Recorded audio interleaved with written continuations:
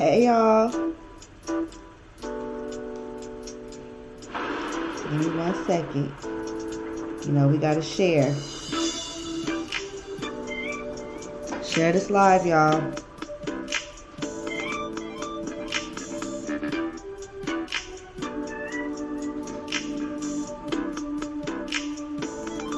I even made a little cute little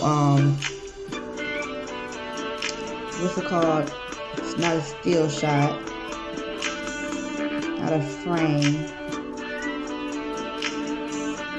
Y'all gonna see later. I'm gonna hook it on up.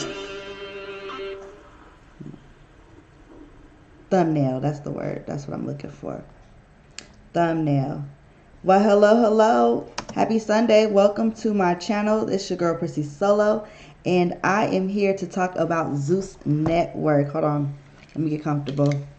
To talk about Zeus Network. I know I didn't have y'all sit through that whole song, and I'm still not ready, right? Child, listen. I watch a plethora of different shows. You know, I wouldn't say I'm interested in just one genre. I go A to Z, you know what I'm saying? But on what's today? Sundays. Sundays is the day that all my ratchet reality shows come on. And I have 3 in rotation right now. That will be Jocelyn's Cabaret, Big Lex Baddie Collection, and Bad Boys Club. And child, we're gonna talk about Bad Boys Club. See, I almost said Bad Girls Club because that's what we've always been familiar with. But now, 2022, we have our first ever Bad Boys Club with a bad girl, Natalie Nunn, as a producer. I think that's pretty dope. I'm a 90s baby, you know. 28 years old, so I definitely came up around Bad Girls Club era, you know what I'm saying? And I just remember my sister, she used to say like how dope and how like they need to come up with a Bad Boys Club. They should do Bad Boys, you know. And it's funny because all these years later, like literally 10 years later, here we are, right?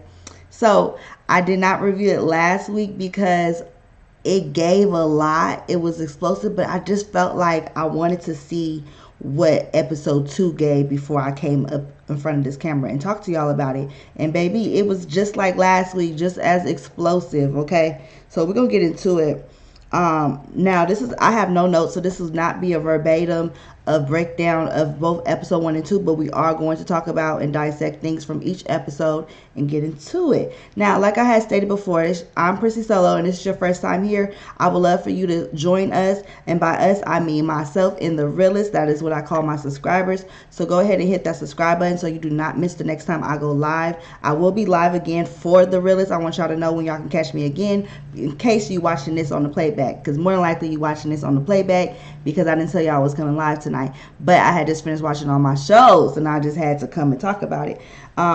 Because why not? So on Tuesday we're gonna be getting into more serious topics. So if Bad Boys Club is not really your thing and you want to just go ahead and catch the next show, we will be discussing 21-year-old drunk driver who killed 3 last week, including 2 state troopers and a civilian. We're also going to discuss the 14-year-old boy that fell from the roller coaster fatally and died. And we're going to get into the 3-month-old that was brought back to his mother after being kidnapped from 2 teenage girls who the mother let into her home.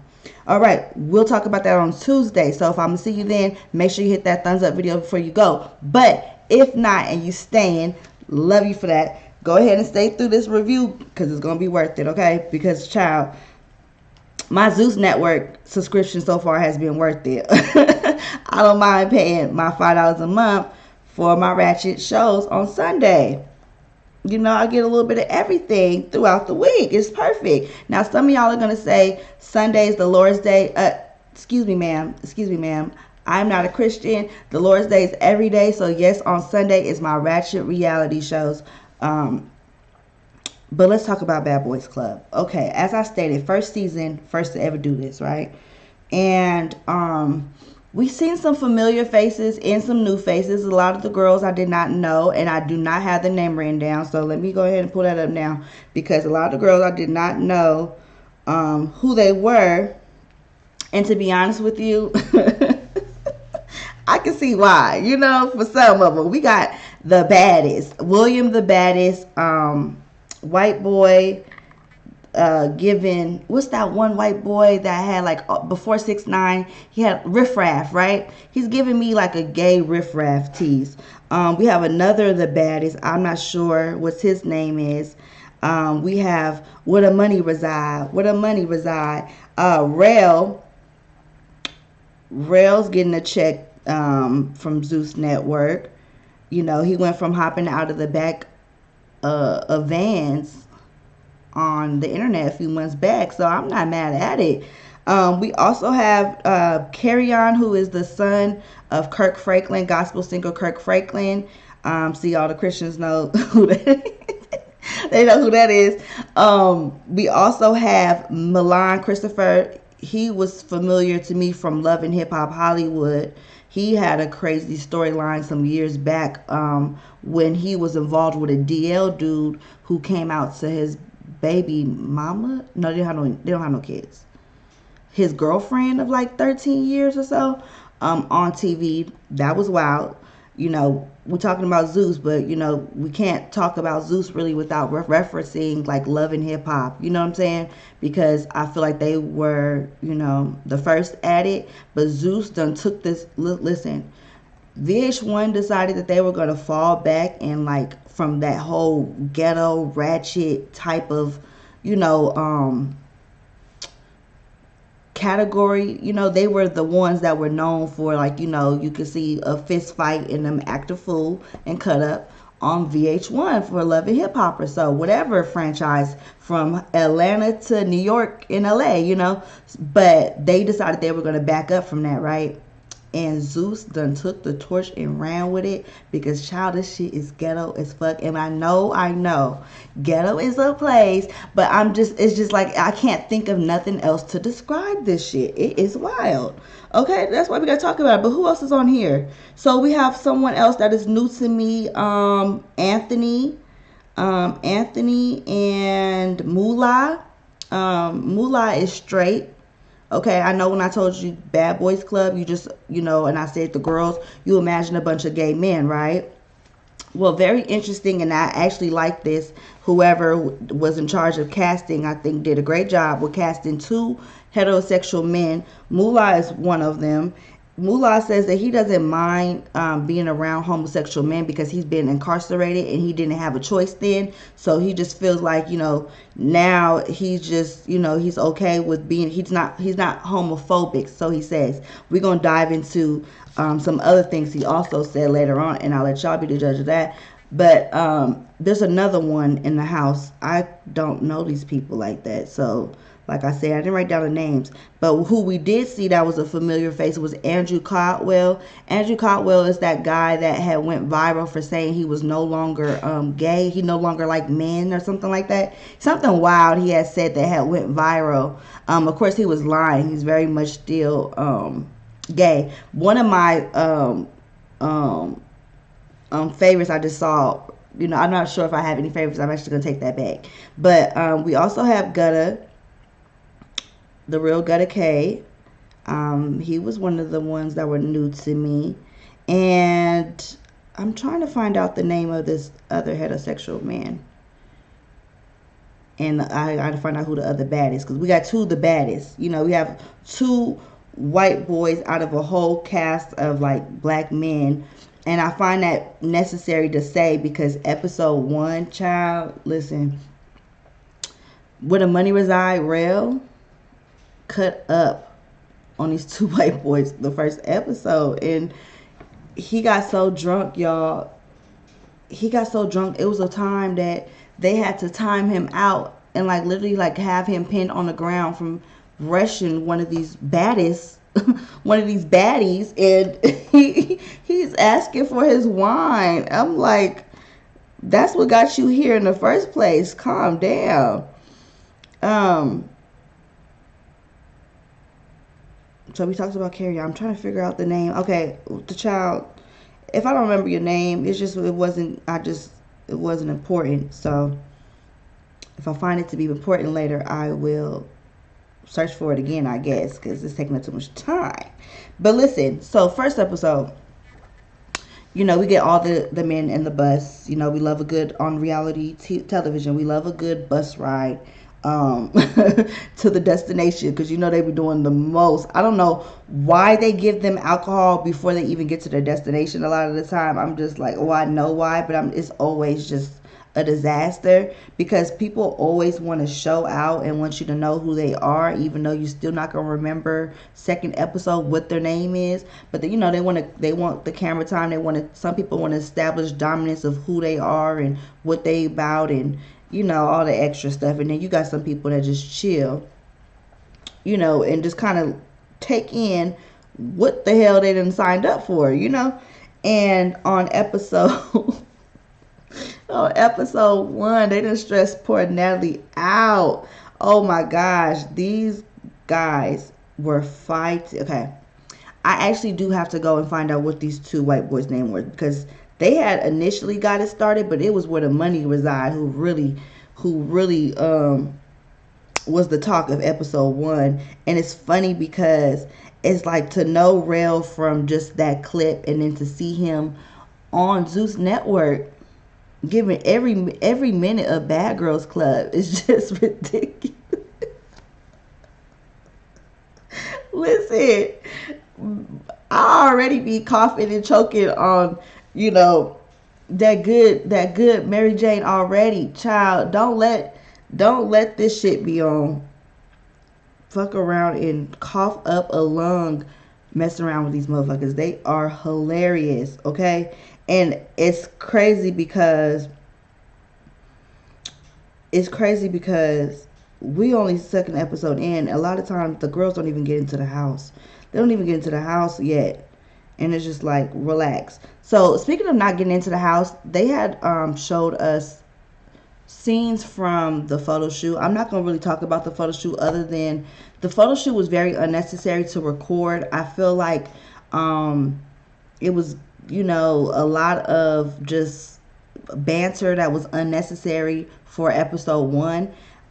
Whatever had happened, Andrew had basically got into it with every single cast member at the photo shoot, maybe besides the heterosexual. Like, okay, y'all still took these photos, y'all still did this stuff for promo. Like, we want to see first day, go into the house, gotta pick your room. That's what episode 1 is supposed to give. We don't give a damn about no banner going back and forth, Zeus, for a whole episode with our argument. Like, y'all gotta do better with the timing of how long y'all allow some things to run, because I personally feel like that had ran on way longer than it should, especially being that part at one point Andrew deciding that he was quitting the show, and Natalie had thought that it was a great idea to air that to the rest of the guys. Like, who cares? They're not here. They quit. Why? Can they go find their rooms? I think that's always my biggest thing when I watch shows. I don't like when people stall with giving these folks, you know what I'm saying, their rooms. But I'm not even going to actually put that on Natalie and the producers as Zeus this time, because it was really Rel. It was Rel cutting up, acting a fool in the front yard. And y'all know they rent these places. So it's just like, when you got these motherfuckers, that's why y'all need to stop giving them drink before they get. You want them to get riled up, but then you can't control them. So you need to stop giving them alcohol before they get to these houses, because Rel was in the front yard of these people places making these two white boys fight each other. These white boys were scared. They did not want to fight. They just wanted to do something a little cute, little rah rah rah on the party bus, where they knew there was no space, there was no opportunity to actually do anything. But I think Rel seen past that, or he was just really drunk and beginning to act like people that he maybe came up around. Y'all know black people, certain ignorant black parents have this mentality of, you better whoop them, you better beat their ass, or I'm gonna beat your ass, and Rel was giving that to these damn grown men like they were his kids. It was a hot mess, y'all. Let me find out what these baddest names was. But like I said, we got William the baddest, and also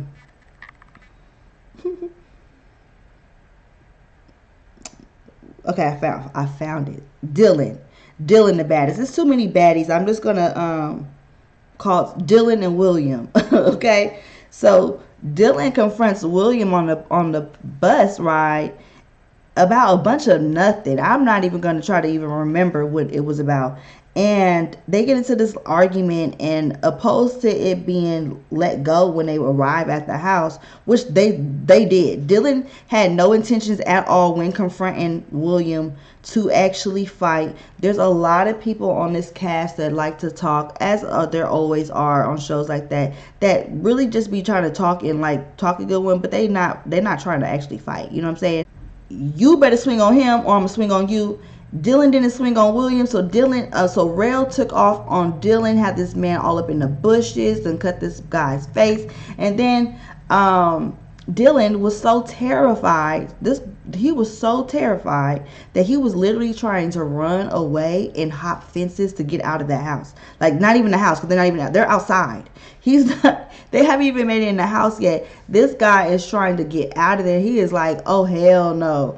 Look, I signed up to be talking that shit like I'm the baddest bitch and to be doing a little rah rah, but I thought that all this security was going was gonna actually let us fight or let us get touched. Like, seriously. But mixed him up all up in the bushes. He was running, hopping. So he was spooked. And at this point, Christopher Mulan, what do we call him? Am I saying it right? Milan Christopher thought that was bullying. It was doing too much. That, a lot of the guys had an opinion about how Rail was behaving, and specifically Milan took I guess a liking, or just that stand up, like I'm not gonna allow anybody to get picked on type of thing, and like, went and hollered at Milan about to Rail about it. And also, who went with him? Anthony. We're gonna talk about Anthony, because Anthony, on the beginning of the episode, Anthony was being a battery in the back for Andrew at that photo shoot. He plays a lot of background. I noticed he plays a lot of background. But he's not loud, but he puts a lot of batteries in people's back, and he plays a lot of background. He talks. It's a lot of cast members on this cast that do a lot of talking.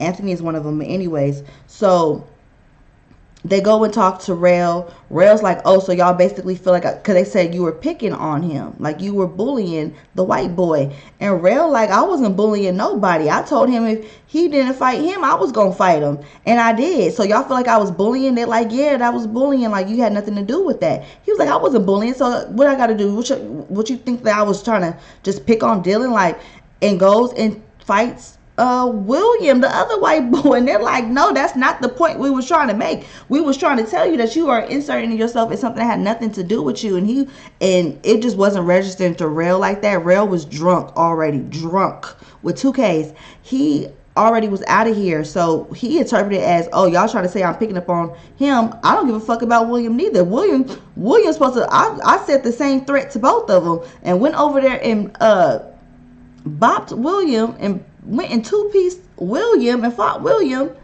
and now he's terrified. William looked like he wanted to jump out of his body, like he wanted, like, you ever watch Tom and Jerry, and like sometimes an incident will happen to Tom and or the dog or something, where they get hurt so bad that their like eyes and their soul go ahead of the outside of their body, but they're still why did William look like that? Like, he was like, he wanted to go. Okay, both the white boys wanted to go. They did not sign up for this.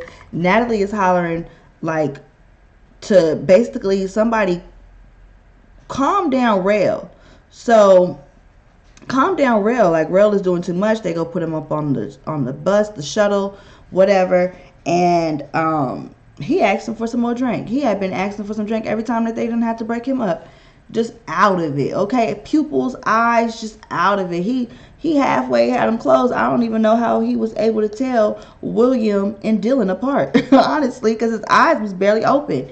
But anyways, so they finally make it into the house, and when they make it into the house, that's when I told you Natalie showed the unnecessary video with Andrew quitting. Blah, didn't need it. Delete, Control Alt Delete. And then we get into episode 2 now. we have Mulan throws a drink. I'm a really see, you know, Mulan comes from that Love and Hip Hop VH1, you know, so that's very much so tolerable over there on VH1. They made it very clear over there as Zeus, do not throw nothing. They are renting these homes, y'all. Y'all can't be up in these people's shit breaking stuff. Okay? Especially they gotta air this footage and shit. Y'all can't be up in these people's houses. It costs too much money. You know, they just now getting up off the ground. They don't have a big enough budget yet to be covering all the bullshit. So he throws this drink on Rel because he felt like Rel inserted himself in that shit with William and Dylan, and he was bullying them, and it was unnecessary. So he felt like he had to get that off his chest, right? And Rel never wanted to. I don't understand how Rel is so drunk and still able to fight so many different people. It's wild to me. It's like that's how you know he's a functioning alcoholic. When people, when drunk people, like, you know, when people can drink all day, y'all. When people can drink all day and still not only drink but like you standing up straight, you know, granted your eyes your eyes, like I said, are fucking closed, but you know, you ain't teeter-tottering, you ain't falling, you ain't went and threw up, you ain't pissed yourself, you ain't gonna go lay down, you just want some more. Like, you're a functioning alcoholic. He was very much given functioning alcoholic, because when Milan thought that he was taking him off guard, Rel was ready. Rel was ready, and they had ended up having, you know, a little scuffle. Milan trying to do some WWE grab your legs wrestle shit. You know, Rel doing what he knows to do, and that's just throw him up and, you know, throw them dukes up. Rel said he was from Louisiana, and I watched Bondi Blue a lot. Shout out to Bondi Blue. She had brought up a really good point about growing up in the country, being gay and black in the country around, you know, people with that Boosie mentality. You know, how Rel probably had to fight, and she sure, just based off of how he handled himself and went about this episode. We now 3 men in, like, fighting, like that's what he had to do all his life. That's all he knew. That's why he had that messed up ass mentality with Dylan and William about, oh, you better take off on him, or I'm gonna take off on you, or you better whoop his ass, or I'm gonna whoop your ass. That type of bullshit, you know, because you probably, as a gay black man boy growing up, had cousins and uncles and shit that did your ass like that. You know what I'm saying? They saw you was a little, you know, more feminine and whatnot, and had you was gay probably, and to toughen you up, you know, they talked and treated you like that. Your ass always had to fight. You always had to, you know what I'm saying, prove to be tough, defend yourself and whatnot. You know what I'm saying? So, shout out to Bonnie for that perspective of it. I know so many people that remind me of, like, Moolah from New York's mentality, that one, the heterosexual guy. But I feel like I gave Moolah credit, because we're gonna get into him, for maybe not being homophobic, because he had signed up for the show, and I know anybody with that could hear, when hearing Bad Boys Club, I think would assume it would be gay men, not more so heterosexual men. So for him to be a heterosexual man and to be comfortable being around gay men, just, you know, even though I'm sure it's just for your platform, which I ain't mad at, to grow your business, whatnot. I know they're not paying y'all nothing, so I know it wasn't for the money. But you know, you got brands and whatnot for that exposure. Got it. So I said, you know, okay, he's not homophobic or whatnot, but on the bus ride, the guys got into talking about who's straight, who's gay, who would you hook up with type of situation. A lot of messy, you know, girl type stuff.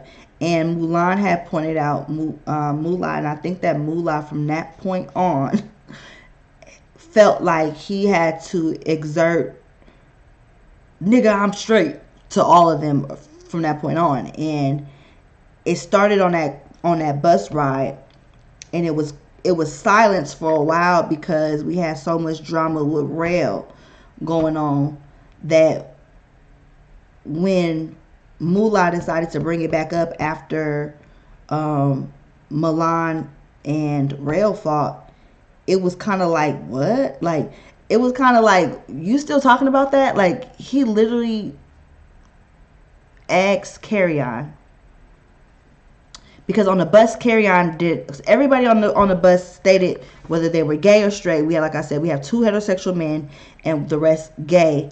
But Carry On, Kirk Franklin's son, decided not to answer. Okay, to me, Carry On, I assume, allegedly is bisexual just by responses that he's given. Carry On does not owe anybody an explanation on the show what he preferred, what his sexual orientation is. Moolah had asked him, and he had said something like, I can't recall, but it was very given, not answering the question, going around, which to me, like I said, I would assume that means, he's bisexual. And because he has a father who is not only in the music industry, but is a staple for gospel music, a Christian, a very out there Christian man, I'm sure talking about his sexuality and being bisexual or whether it's gay is not easy. And it's not something he chooses to lead with. And he might, I'm sure, in his lifetime has had to shield that from the public eye and his family, probably, and the church and all that, you know what I'm saying, that scrutiny. So I didn't understand. Okay, so let's get into it. After the whole fight with Milan and Rail, the house is on tension. It's high. It's a lot going on. They barely get into the house, and it's just day one, and it's just a lot of fighting. It's a lot of rah-rahs. It's hectic, right? And opposed to it quieting down when Natalie decides that she's giving she keeps saying this is her last thing she got to say, but she go on to stay another 30 minutes of them fighting an hour, and then she got something else, one more thing she has to say, just so that they can calm down and be quiet. Like, girl, send these guys to bed. At this point, get them escorted to their room so they can go and lay down, okay, and sleep this shit off. But anyways, she's like, what did she say? I don't even believe it was important, but it came about to where Moolah says, listen, y'all got y'all sexual orientation. I already told y'all I'm straight. As long as nobody tries my sexuality, there's not going to be any issue. But if anybody has an issue with me being straight and you want to get it off, you got something to say, you want to square up, whatnot, let's do it now. Or something like that. Something of that sorts. And he turns to Carry On and he's like, I need to know where you stand. I'm clear on where the rest of these men stand, but you have failed to answer whether you identify as a heterosexual man or a gay man. And this causes a big argument between everybody, because they're like, why the fuck is that your business? Why are you bringing this back up? This man avoided the question or said whatever he had said on the bus. You bringing this shit back up, telling him he got, at one point I think Moolah told him, because over here we straight and where you standing at, that's the gays, so pick a side. And I think he got to that point, Moolah got to that point, because Carry On kept giving those airy responses. He just wasn't saying what it was. He just wouldn't say it. And Moolah was saying, why, it don't matter if you're gay, but if you are, you need to say so. Why are you acting so sneaky about it or act like it's a secret? What are you? Like, what do you identify as? And Carry On whole thing is, why the fuck do you care? Along with a lot of the other men. Why the fuck do you care? Why are you trying to force this man to come out? Again, Moolah, I don't understand why when you told him, his response on the bus wasn't enough for you. But when you told him to pick a side, This is the straight side. This is the gay side. He told you I'm in the middle. I don't understand what the fuck you didn't get. I feel like anybody with a brain, cause am I the only one that took that as that meant he's bisexual? He went and stood in the middle. I'm in the middle. So why are you need him to say it so bad what it is, especially if you don't have an issue with these other openly gay guys. Like Mullah says the reason why it not bother him, the reason why he was pushing so hard on Carry-On to stay aside, because he didn't understand why Carry-On had to be so sneaky about it. He felt like, okay, Carry-On, just say it, because I don't want to be friends with you and you be saying some gay shit and I'm thinking you playing and you really not. That's what Mullah was saying. Like Mullah, like, you know, as a heterosexual man, I don't want to be cool with you. But this is my thing, Mullah. That actually made zero sense. As much as I feel like I know guys like Mullah, but it really didn't make any sense. Let me tell you why. If, for one, they was on your ass the minute you said that, because that came off as you could only be friends with a straight man. And I know men like this, you know, they're heterosexual, so no, they're not friends with homosexuals because they don't want people to, for one, they don't want to get hit on by these homosexual men, and two, they don't want people to assume that they too are homosexuals. They're not friends with homosexual men as heterosexual men. I know guys like Mullah, but Mullah, you made zero sense, because but they was on your ass from that point. First of all, they didn't understand why the fuck you were so invested. But that comment is when, if you didn't understand why everybody in the house was with the rah-rah and was ready to jump your ass, I just want you to know that that's why, because it came off as you saying you couldn't be friends with the heterosexual. Like, I'm not gonna be friends with them, but you could be cool. You could be cool if you heterosexual, but if you're not, I need to know whatnot, because I need to know if this is where you fucked up. For me, I'm gonna tell you where you were made zero sense. I need to know, because if you are, as a heterosexual man, are making jokes, possibly, you didn't say this verbatim, but this is what you were alluding to, and this is what I took from it. You're making jokes, like, what kind of jokes are you talking about? Because you didn't specify, but I'm gonna tell you what I took it. Like sexuality jokes, joking like being gay, that's cool. But if you're gay and you're making jokes to me that are homosexual type jokes, that's not cool, because you really mean that. Did you realize how dumb that sound? So a straight guy can make jokes, like, and clarify for me if that's not what it was, because when you said, if you joking with me, I need to know if it's just a joke or if you really mean that. Because you didn't say, if you're joking with me, acting like you're fucking a homosexual, or you're acting like you're gay, and you say something gay to me. Because I would think that regardless, you wouldn't want that in general. Why does it matter if a heterosexual guy say something gay to you, but a gay guy can't say something gay to you if it's a joke, but a heterosexual guy can make a gay joke to you? That don't make sense. That's dumb. Am I the only one that thinks that's dumb as fuck? Like, that didn't make any sense, Mullah. It didn't make no sense. And because of this, all hell broke loose. All hell broke loose, okay? Because Carry-On is another one of those talkers I told y'all about on the cast. I told you there's a lot of people in the house that just like to talk.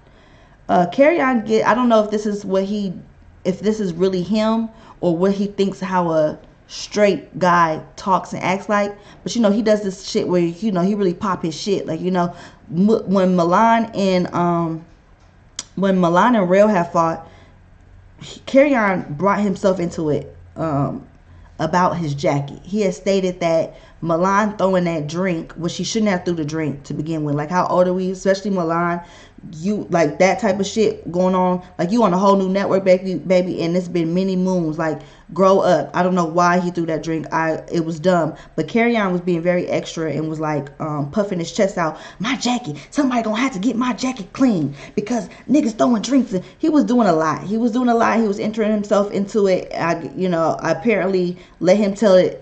The jacket was important, it was expensive, and somebody needs to cover the tab. But it just didn't seem like that was the appropriate time. If we trying to get these two clowns to calm the fuck down, and they're already doing a lot, Like, why are you puffing your chest out? Especially because the way Moolah mixed your shit up, you really not like that. You're not like that. So I don't know why he speaks and acts and talks like that. But I'm not taking up for Moolah. But if I would say Carry-On got a mouth on him, and when Moolah was asking him about the stuff, rightfully so, he was popping his shit. He was talking shit. He was talking a lot of shit. Carry-On was.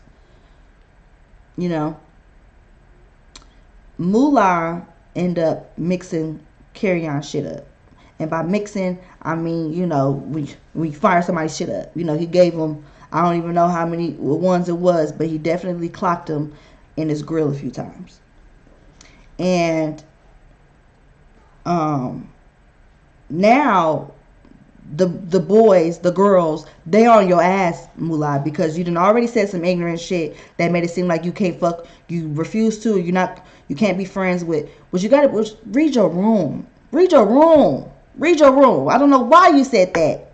Knowing you gotta sleep with these crazy motherfuckers. Anyways, he said that shit, and so they already was on it, you know, upset. But he hit Carry-On. Carry-On ain't, you know, couldn't do shit, didn't do shit. He bleeding at the mouth at this point. And so now you got Gutta K, Milan, let me see the rest of them. We didn't hear anything from William the baddest or Dylan the baddest. They were the quietest during all of this. Okay, I'm sure they are ready to go home. Okay. Zeus knew what they were doing casting these two. Anyways, we had Darrell was quiet. I think, you know, Darrell was tired. Darrell was just sipping some wine. At this point, he was just trying to get back on 10 where he was before he had to fight Milan, because he had piped down and then he blew his drunk. Not as high, he blew his drunk. So he didn't want to fight no more because he's like, I'm tired. You know, ain't got nothing. I'm just gonna pop my shit from this seat right here. And Gutta K, listen, I had Gutta K all wrong. Based off of episode 1, I thought that Gutta K was gonna be the more, you know, chill one, the more, you know, quiet, not necessarily even quiet, but just kind of like, you know, nonchalant, you know, chill, just, you know, I'm in my own lane type of vibe. But because I think he got a little crush on Carry-On, mixed with the fact that Moolah is coming off as homophobic, she went to a whole, like, 10's not even the 0 to 100 real quick. Okay, now you got Gutta K upset. Carry-On talking that shit, but you Carry-On, the hands was a 0, you know what I'm saying? So it wasn't, but Gutta K is discussing in graphic detail what the hands work for, what the hands do, and it was a lot. It was a lot of yelling. It was a lot. Natalie could not get a hold on the situation. She did not have any grips or control over anybody at that moment. Okay, so after Moolah strikes and hits Carry-On, which, like I said, to everybody in the house, it comes off as you're hitting this man because he refused to answer the question, because you're trying to get him to come out on his sexuality, because he might be gay. I, at that moment, took it as it was because Carry-On was running his mouth a lot and he was popping that shit. But Gutta K raised a very valid point. Gutta K was coming at Moolah's neck and was talking even more shit and bigger shit than Carry-On was. And Moolah did not have that energy for Gutta K, I noticed. Let's rewind a little bit before that, because I finally know the other heterosexual man's name. Curtis. Curtis is the other heterosexual man. Him and Moolah are like yin and yang. They are connected at the hip on some straight brother shit. Like, literally, I think at one point they were saying that. Like, it was nothing wrong with being heterosexual. I love that Zeus casted 2 heterosexual men on the show. But why come on an environment that you weren't going to be able to handle it? I felt like I thought Moolah was going to be a lot more headstrong, you know? And the way he pressed Carry On about coming out is giving very much bothered, and some of the comments you made makes me think that this really isn't an environment for you. And I know that you came solely to grow your business, solely for the exposure of what this could do for your brand. But I would just think that if you're in an environment that makes you uncomfortable, if you feel like your sexuality is being tested or disrespected, why did you come? Like, that's I don't know. And more importantly, why did Carry On get hit in this shit for talking mess but not Gutta K? Like, if you're gonna be out here fighting people and it's not about sexuality, if you're gonna be fighting them because they raising their voice at you and you are trying to insert your dominance, why do you pick and choose who and when, who to pop off on? A lot of the girls felt like Curtis was jumping in when Moolah had punched Carry On in his mouth, because when Moolah had punched, for him to be such a short guy, that punch actually looked like it was a real New York, if I had to guess, it would look like a little Bronx hammer time. I will say, I don't know where from New York Moolah is, but it was very much given, New York hands when he gave him to Carry On. And I don't know where Carry On is from. He was doing that whole heterosexual pump your chest up, big tough guy shit when he said, I don't know what he said. Because I wasn't buying none of it. I was just like, Carry On, is this really you or who you've had to pretend to be? I don't know. It's episode 2. It's a little too early to tell. But anyways, so Curtis had pushed Carry On after Moolah had basically punched him and Carry On had bumped into him, like falling backwards from being hit hard. So when Curtis had pushed Carry On, all the divas, Gutta K, Anthony, was, except for William and Dylan. Like I said, I don't know where they are at this point. Did they go lay down? That I would definitely, if I could, go and lay down. Can I go upstairs? Can I go to my room? Can I go take a shower? Can I go unpack? I'm not have to stay down here for all this madness. No? Okay, well, I'm going in the backyard to go smoke. I don't got to, please. That's just too much hollering for me. Just personally. Just too much. For too long.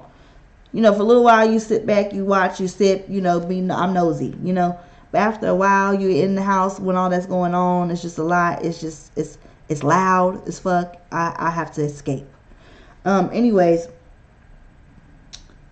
So they're all on his ass about that, because they're like, you're jumping in. He like, look, I wasn't jumping in. He bumped into me. I was moving him off of me. Simply put. He was not jumping that boy. If he wanted to hit him, Carry On had his back to him. He could have definitely had a space and opportunity, just like he did push him. However, I get at this point, the way that y'all have come off across is giving very much homophobic. It's giving very much us against y'all. And just like Anthony has said, with his two-faced phony ass, you're not going to win that fight. You're not going to win the gay versus straight fight in this house. And that's actually, it's the truth. You're not there. You weren't. No, not on the Bad Boys Club. That's why I said, and if it was going to be a fight, you should never came. But anyways, because that's not going to be a fight that you're going to win.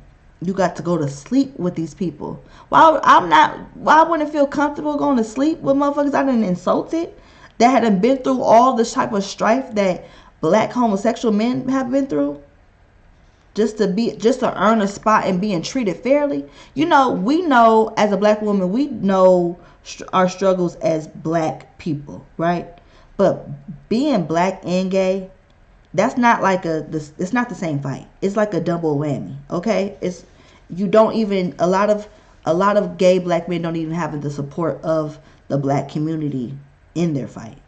So I totally understood why they banded together against Curtis and Moolah.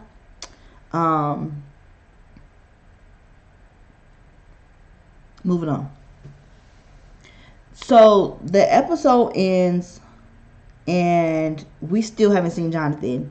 I follow Jonathan because y'all know me. Y'all know I love everything hair. Jonathan is a stylist out of Texas, and I saw him on the trailer. We just recently, the Shade Room posted a teaser of an episode of, not even an episode. I think somebody personally have recorded this off their phone of Jonathan chasing someone with a chair. That's reportedly, allegedly Milan Christopher, like on some WWE. I'm gonna keep referencing them because I came up definitely in the era of WWF. It used to be WWF, but WWE, like SmackDown shit with the damn you remember they used to knock each other upside the heads and shit with them chairs that you get for 25 cents when you throw a party, to rent. Anyways, that's the end of my Bad Boys review. That was 2 episodes of the chaos. The chaos. Okay. We did get a trailer for Jocelyn's Cabaret. Now listen, y'all. I did not discuss what happened with Jocelyn's Cabaret as far as a week ago, or maybe at this point it's been 2 weeks, because before Jocelyn's and them have recorded the reunion, I had did a review literally like that prior week or a few days prior discussing Jocelyn's Cabaret. Y'all can go check that out. And so when the news came out of all the girls, not all the girls, majority of the girls, the cast members like Amber, Ali, amongst others, came out about being physically assaulted in a very, like, just even more ghetto for Zeus, and by a man. Alleged Ballistic had also put their hands on some of the cast members, specifically Amber, allegedly. I did not cover it. I saw it, y'all. I got all the tea. I understand what took place, far as much as any of us do from what we was given. But the reunion has not aired. Today they teased the trailer for the reunion. I don't know how they're going to go about editing this reunion, but I am going to watch the reunion, and I will come back and do one of these videos where we're going to talk about the reunion, and in that we can also dissect the rumors that had came out just recently in regards to what took place at this reunion. That way we could talk about if we got the real tea or if they bullshitted us about editing it to protect Jocelyn and Ballistic or whatnot. Okay. I'm Prissy Solo. Thank you so much for watching this video. I appreciate you for being here. Give this video a thumbs up if you enjoyed my review, and be sure to catch me on Tuesday